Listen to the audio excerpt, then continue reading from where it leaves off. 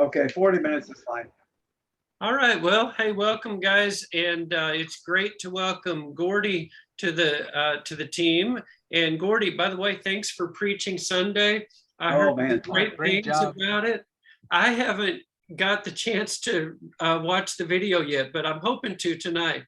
And I Okay. apologize about that. I really wanted to, but I heard so many good things. I hope you guys had a good day. Did it go all right? Oh, it did. It did. You know how it is after you preach a sermon sometimes, you start beating yourself up. Man, I should have said that. I should have said this. Why did I say that? But yeah, yeah, it was good. I told everybody that I got that rhema word, Oh, out of First fantastic. Thessalonians, and then I said, well, what am I going to do with this? And then you called and Oh, said, hey, that's can you preach beautiful. Sunday? So yeah. Well, and I got some notes from Oliver. Thanks, Oliver. That may have even been Oh, during the that's what service, I think, that you it said was. Yeah. it's going great. And I heard the worship was really good. And Yeah, so, that man, was good. Had a just good love altar it. service. Yeah. Oh, fantastic. Love and appreciate you guys. I don't know if I even got to tell you, but I was supposed to be just a spectator at my brother's church. The district superintendent, Dr. Galen Claunch, was going to be there for the installation service for him, for Jamie to be installed as the lead pastor. Mhm. But Galen Claunch came in contact with someone who had COVID, and protocol said he had to cancel on Friday afternoon. So Jamie calls me and says, would you like to preach? So I ended up preaching at Grace Community, but it was a very special day. Oh We man. had the wedding of my brother Tim and Deanna, and then Sunday morning to be able to worship with family. And that was the first time for them to receive communion together as a married couple. And it Oh, was wow. just such a beautiful day in so many ways. But I really missed you guys, and I was glad it went great. Yeah, it was exciting.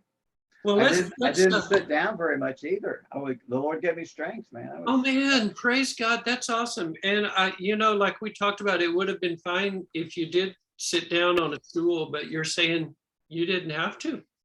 Well, I leaned up against the altar quite a bit. That was cool how that worked out because it was right at the right height. Oh, perfect. Yeah, good. Good, Gordy. Oh, that's awesome. Well, Oliver, before you jumped on, I was just sharing with Gordy that he's got a lot of catch up to play, and we'll be testing him to make sure he remembers every detail. No. All right.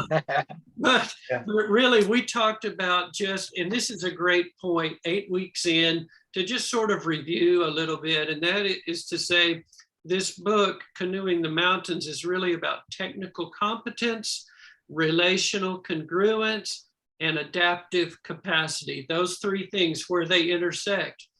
We've got to have technical competency in place. We've got to have relationships with people. We don't have those things, we've got nothing.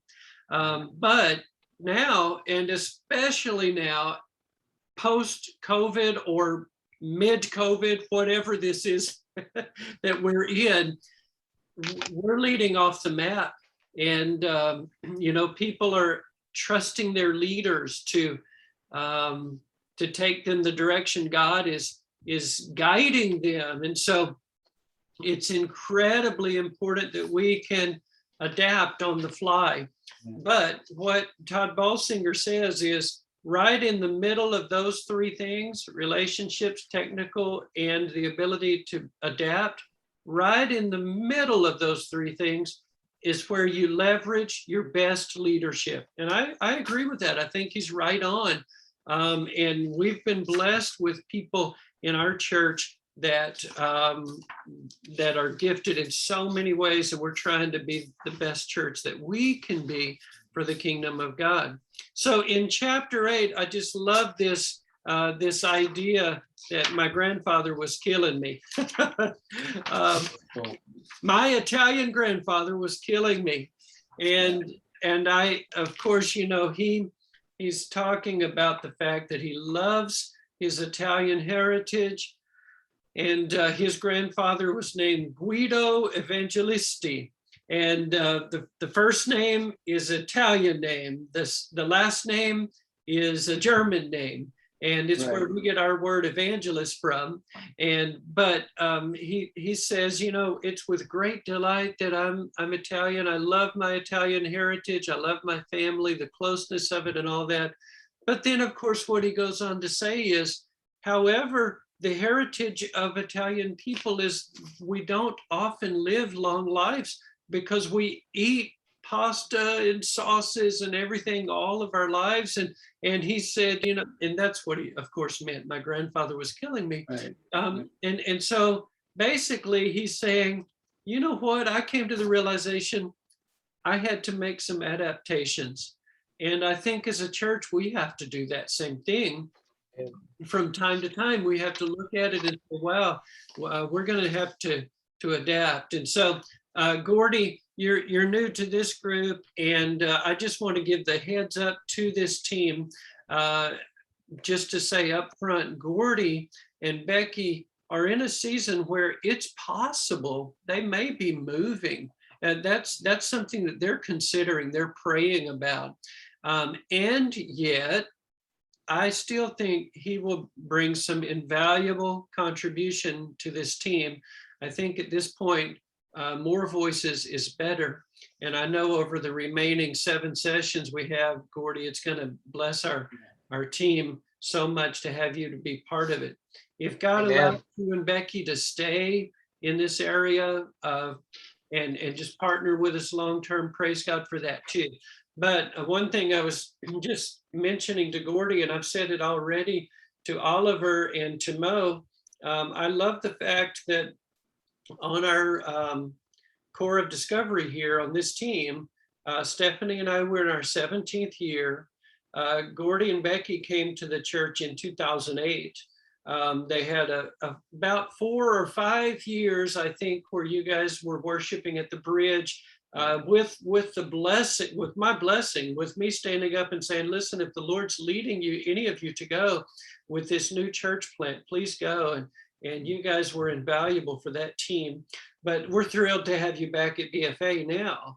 And so that tenure, and then Oliver's been in the church 5 going on 6 years, I think. Mo and Leah, they've been in the church 2.5 years, getting closer to 3 all the time. So I love the fact that we've got a broad spectrum, lots of different involvement. And just for your heads up, Gordy, what we've been doing each week, we'll take just a moment. If there's one thing that stood out to you in the book that you can share it, we'll each do that. And then after that, we will do what I call dream casting. Just dreaming a little bit about multi-site venue and how we might be able to accomplish that. On this team, from day one, the only way we know how to act is we act as if it's going to happen. I don't know how else to explore it except to just say, let's just plan like God's going to help us and we're going to see it happen. And to this point, Oliver is the one that I'm really sensing, and I think Oliver is sensing it as well. He's the one that I'm looking to be our first campus pastor. Beyond that, we haven't said anything else. We're just taking it one step at a time. But we do know that Mo will be intrinsically involved with it and quite possibly very involved as we go to another site in the future. And so, but we're just praying for God's wisdom. So let me just start off and try to stop talking so much. I'll just make one observation and both of you guys can make an observation. In chapter 8, this is the part that I just loved so much. And I've said this very thing before, but the church is not an organization. The church is an organism. It's a living, breathing organism.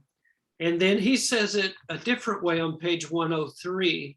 He says, the church is not a collective, but a communion. And man, I love that. You know what? I take it to heart really seriously because when we're talking about especially this thing, this idea of multi-site, of course we have to talk about finances. We will today. Of course we have to talk about the site location. We'll do that today. Of course, we have to talk about branding and name and all of these things. But at the forefront of all of it, the church is an organization, and it better have organization to it. It has to have structure. But first, it's an organism. Right. And first, it is a communion more than a collective. So, man, that really ministered to me. I loved that part. Oliver, jump in. Is there anything that stood out to you this week that you just wanted to be sure to share? The chapter had so many good things in there. What you spoke about was one of the things I had underlined. But if you go to page 106, it says, when it talks about change, it says people don't resist change per se, they resist loss. Yeah. Mm, And I think about that as we go into this next journey, yeah. we may find resistance. And if we do, we got to remember it's really not that the change that they're looking at, it's the loss. And if we can mitigate that loss by saying, hey, it's not going to be that different. If we can see that in advance, I think it'll really help us in the future. Oh, that is so good. As you're saying that, I'm thinking about anytime changes have happened in church life, there's always been a sense of loss for people, whether it was about music or sermon style or any number of things. What I've always been able to say is, hey, I understand, that, for instance, I understand having guitars and keyboards, synthesizers, and electronic drums. That's way different than the piano and the organ. And we're not singing hymns. I get it. Boy, that's a tough loss when you love those things very dearly.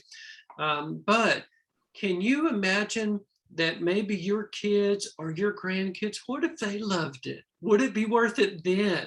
And so, I think sort of the same way. Anytime there's change, we have to realize, boy, let people grieve that loss. We're losing something, but there's so much to gain as well. Very well spoken, Oliver. And Gordy, you got this like what, 5 seconds before the meeting? Yeah. 5 hours maybe. Did anything stand out to you? Well, I think it was on page 106 and this is something you had highlighted, but really I've thought about this and you can't hang on to sacred cows. Yeah. Okay. Just for the sake of tradition tradition is nice. Sure. If it's useful, if it's accomplishing, it was on page 106.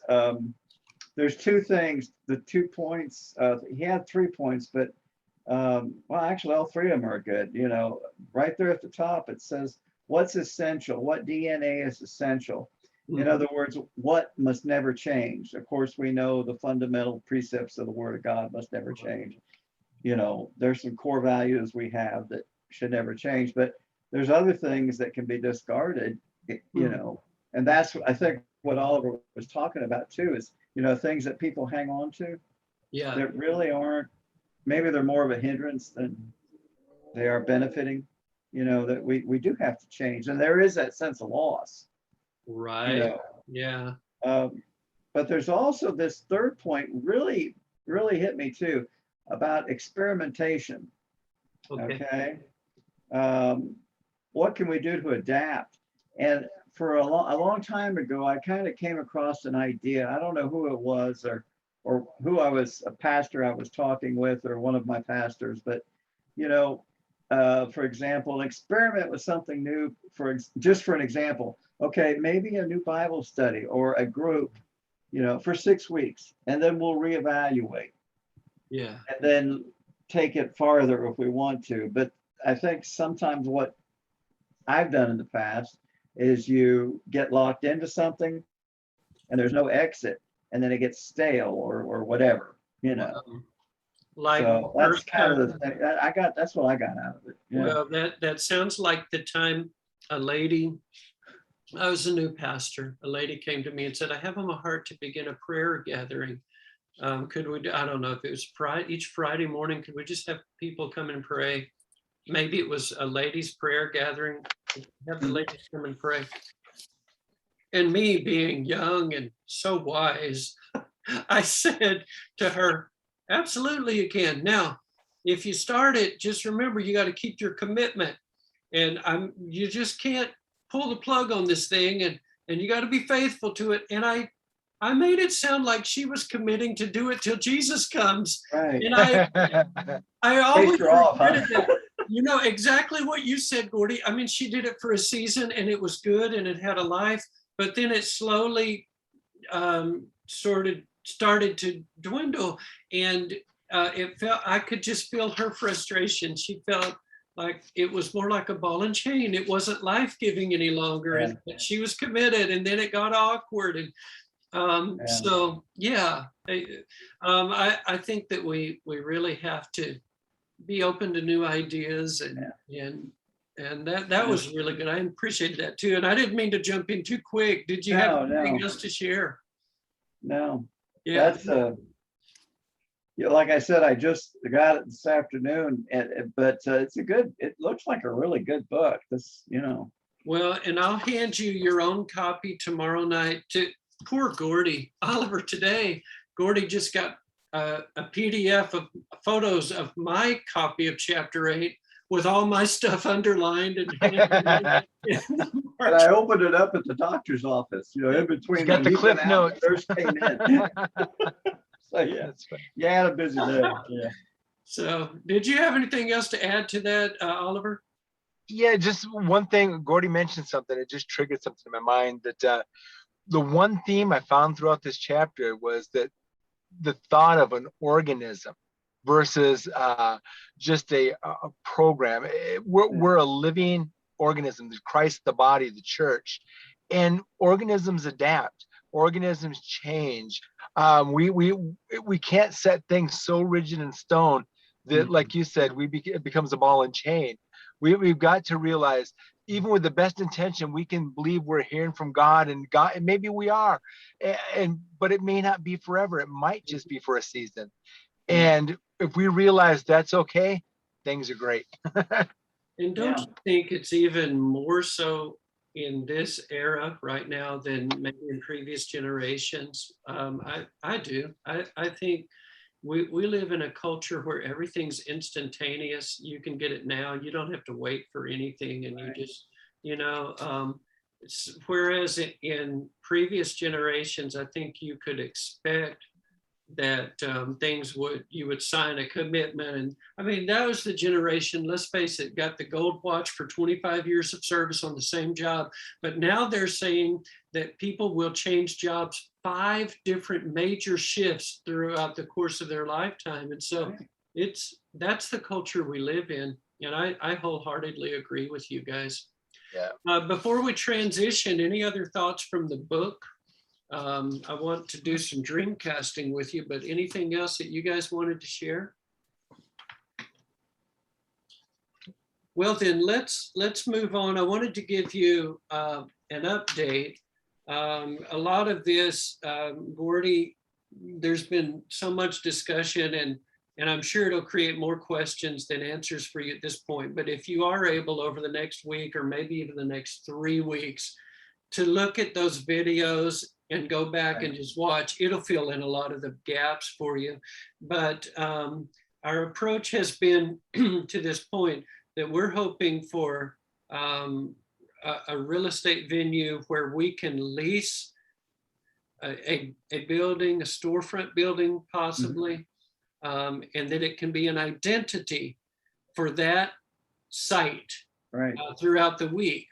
And 2 of them that we were really, really interested in, I did get confirmation on today. They're both are unavailable. One was in Verrado, what was known as the Verrado Coffee Company. We thought, man, that would be a fantastic venue. And it's going to become a restaurant. They've already got a signed contract. It's not going to happen for us. And then ironically, this is so crazy, Oliver, you sent me a text with a phone number, and then maybe 20 texts later, there's another phone number. I think you did too. I thought completely different phone number regarding a property in Australia. Turns out it's the same number. I didn't even pay attention. I left a message on the same machine. I'm like, I think I just talked to you guys.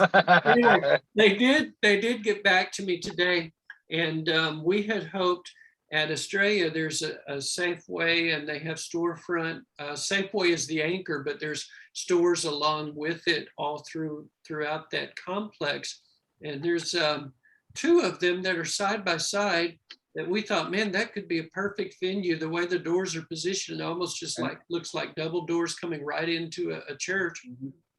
But it is not possible because it's not zoned properly for public worship. He told me right off the bat, he said, no, that one's just not going to work. He did promise me that he would keep looking for sites, and that if anything came open that he thought we would be interested in, he would let me know. But honestly, I didn't hear a lot of enthusiasm in his voice. There was just this high energy until he said, now what can I help you with? And I said, well, we're a church, we have a vision. And when I got into that, it just sort of went monotone and no real interest at all. I don't know if he has a bad experience from the past or whatever. But Oliver, you did mention one real estate agent that is part of, they're part of the church. It's right at I-10 in Verrado. I can't remember. Yes. And they're representing some buildings right next to the high school. And kitty corner from that, they're building some more, kitty corner from that Fry's. But my real estate office too, we can, I'll talk to an agent tomorrow and have them look at some properties for us up that way. Well, Oliver, see, that's exactly where I was going with this. I was remembering that you knew another agent that is connected with that church, a lady that you said she is a churchgoer. She's very enthusiastic for us. But my thought was, we've got Oliver, who's a real estate agent. We've also got Al Kiersarski. I don't know if there's a difference between commercial and personal. I don't know, but I mean, we can do both. Okay, so we've got contacts in the church that would be enthusiastic about being on the lookout for something. So, definitely. Both of those locations aren't going to work. And Gordy, I'm sure a question that you have.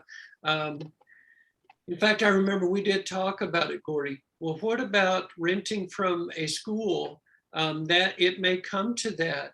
My personal preference is I really wish that we had a location where it could be an identity for that site throughout the week. In other words, when I talked to the real estate agent about Verrado Coffee Company, I said, listen, man, we would do anything to make that work. Like if somebody, say a business wanted to use it the rest of the time, would they be willing to be closed on Sunday morning from this time to this time? And we will leave it spick and span clean. All we need is maybe just an office throughout the week, one place to be an office throughout the week, and we could share space. I don't know if there were some creative way to make some kind of an arrangement like that. However, we are open to a school location if we do. If we go to a school, a couple of things. Number one, we can't assume that there's any available, but if there are schools available, it requires us to have a setup and tear down crew. And in my estimation, it requires us to we would have to purchase a trailer that stays on site at our current location where all of the equipment lives there. And that each Sunday morning, it could be picked up early by somebody other than you, Oliver. I think it needs to be somebody who heads up a setup tear down crew. Absolutely. When they get there 7 a.m., they pick it up, they get to the site, and they are overseeing a team to set up and tear down. In all reality, it's all hands on deck. And I know that there's many tasks that just happen week after week for me and our staff and Oliver, I know you're willing too. I know I've seen that willingness in you too, but I know in all reality that makes a whole other layer of difficulty. Got a lot of experience with the bridge, and even with other venues of church planting and stuff. There has to be a separate crew. Mm-hmm. I mean, if at all possible. Yeah, I agree. I mean, because here's what happens on a typical Sunday morning, and this happens sometime, and you'll notice this coming Sunday, I'll be ramping up our effort to recruit volunteers again. But if I get in the building and, oh no, nobody cleaned this week. Well, you're emptying trash, you're sweeping up bugs out of the lobby, you're wiping down mirrors, and that time really needs to be with the word open and reviewing the message and just being prayerful about the gathering. It's not impossible, but it's not optimum. And we know that. Right. And so anyway, that's the update on the real estate. We'll keep you updated on it. Also, Gordy, one of the main things that's going to come out of this is I've already introduced our entire lead team to the concept of a name change for the church. And the rationale behind that is explained out in all of the notes, and you'll see it in the minutes. And if you watch that very first lead team meeting on the front page on the website, I explain all of that. But Buckeye First Assembly does not translate well to multiple locations across the city. And so the name change process, that will be our discussion for next week in the meeting. And I'll give you an update on just where we're at and how that's coming along. It has to get underway fairly quickly. And if either of you are super, super interested in it, you're welcome to be part of another team that will be researching and reviewing that. I don't want to add, another layer to what you're already doing, but particularly Oliver, I know you'd be very interested in it. And so you're welcome, to join in that. Just let me know. Now for the remainder of our time today, and we don't have a lot, I don't know if we've got 4 minutes or if they're going to give us an extra 10 minutes. We haven't gotten the 10-minute warning yet, so we might have 14 minutes left. But I want to talk about two things. One has to do with the financial relationship, how that gets structured. We've already tipped our toes in that water, but we haven't formalized anything. And then the other has to do with matters of the Constitution and bylaws, sort of law and document kind of thing. In other words, I'm not saying that well.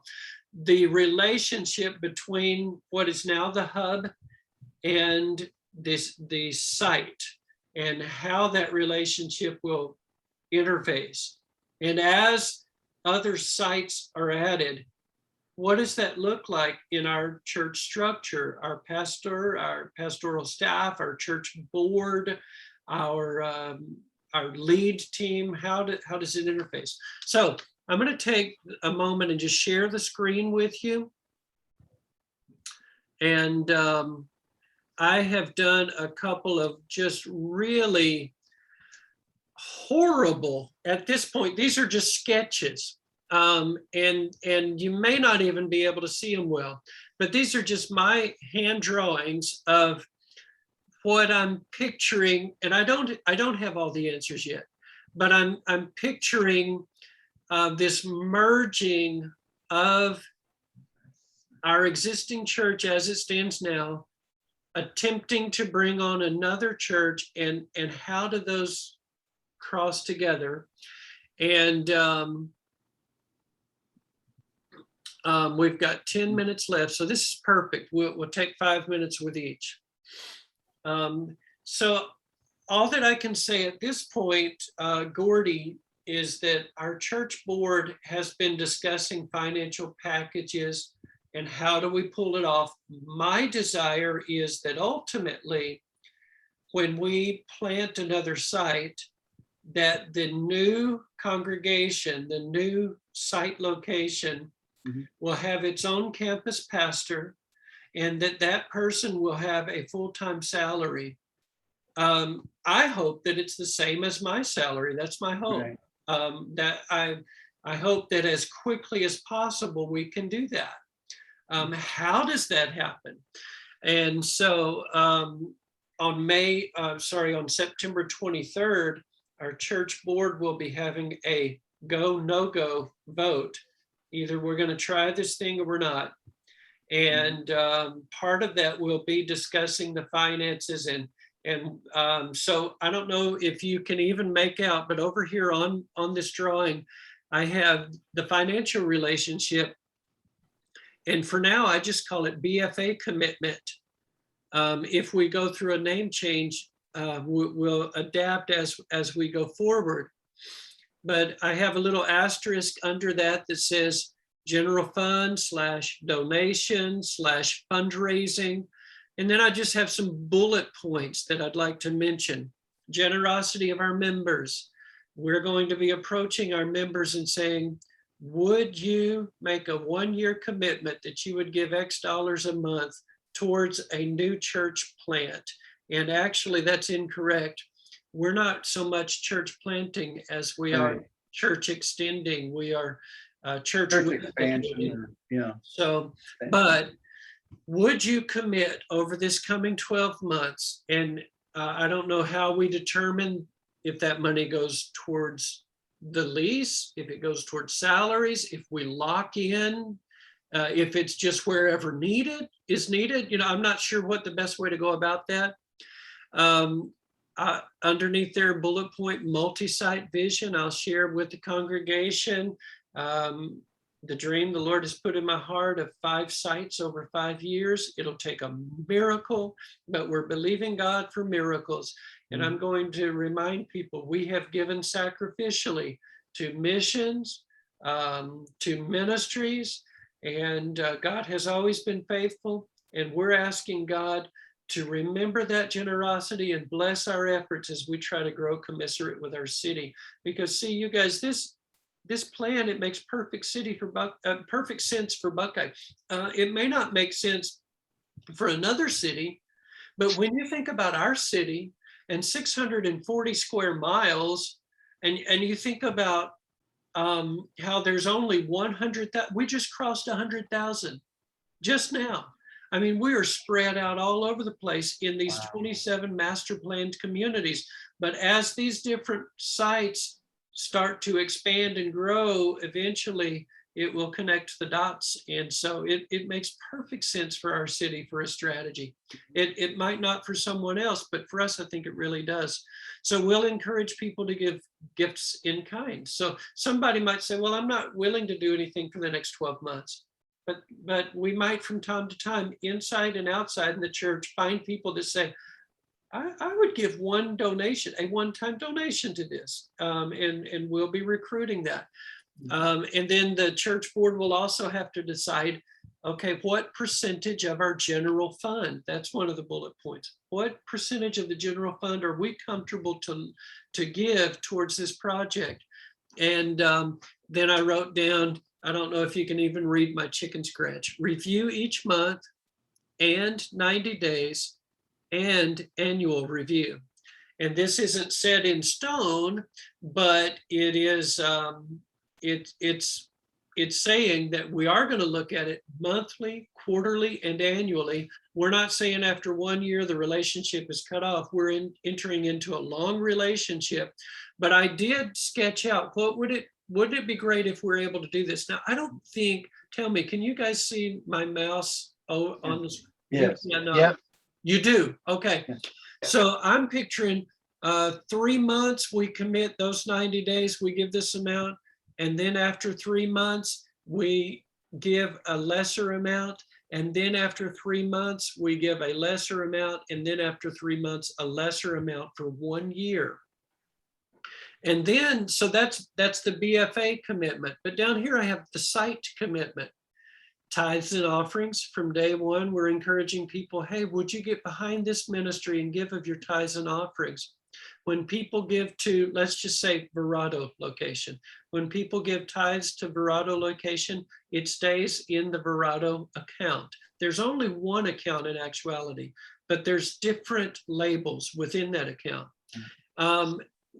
Percentage to salary, once building is what that says, once BLDG. So once the, and I don't even know if this is accurate, but once the building payment is made, beyond that, a percentage of everything that comes in goes towards salary. I put what if question mark. What if it goes great? What if the new location just takes off? Should there be a ceiling on percentage of salary? Well, I would say that once it reaches 50,000, like if there's $50,000 coming in 1 year, in addition to the building payment being taken care of, then at that point, I think that's the ceiling, my salary is a little more than that actually. And I think, so I get 53 or 54,000 a year. I also get an expense account when there's items that come up related to the church, and the church has blessed me with a fuel expense too. So that's $100 a month. And so I would expect and hope that those same things are happening for our pastors as we're planting multi-site. And then underneath the last bullet point, percentage from the start goes into the pot to further multi-site.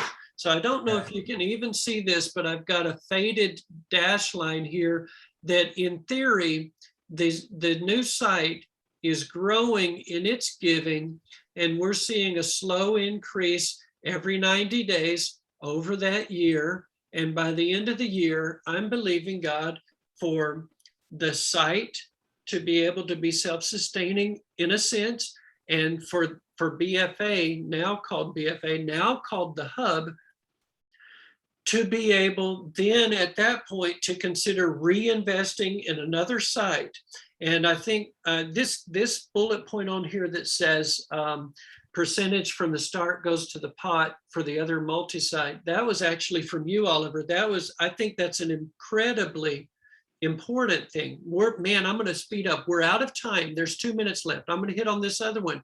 And this other one I call the evolving hub. And so right now the hub is, we know as Buckeye First Assembly of God. It has a lead pastor, it has a board, it has a staff. In our structure, the lead pastor is part of all committees. He leads the staff answers to him. He answers to the board. The board establishes salaries. The pastor decides where that money goes, who is needed on staff, in other words, but the pastor and the board work in conjunction together on those decisions. And what I'm picturing here is a site. Okay, the first site has a campus pastor. That campus pastor is also in some type of advisory capacity with the lead pastor to the board. In other words, this site needs to have representation on this church board. And I don't know exactly how to pull that out. I don't know if that's official or if that's an advisory capacity, but that needs to happen. And then this staff is answerable to this campus pastor. This campus pastor needs to lead his team, but it's in consultation with this lead pastor. So boy, we're at less than a minute, but those are things that I'm praying for wisdom. Maybe after this call, if you guys have input, send me text or notes or email, and I can include it in the discussion underneath on the site. And I really encourage you guys to go on the website, view all of the stuff, and enter into the discussion forums. It will be important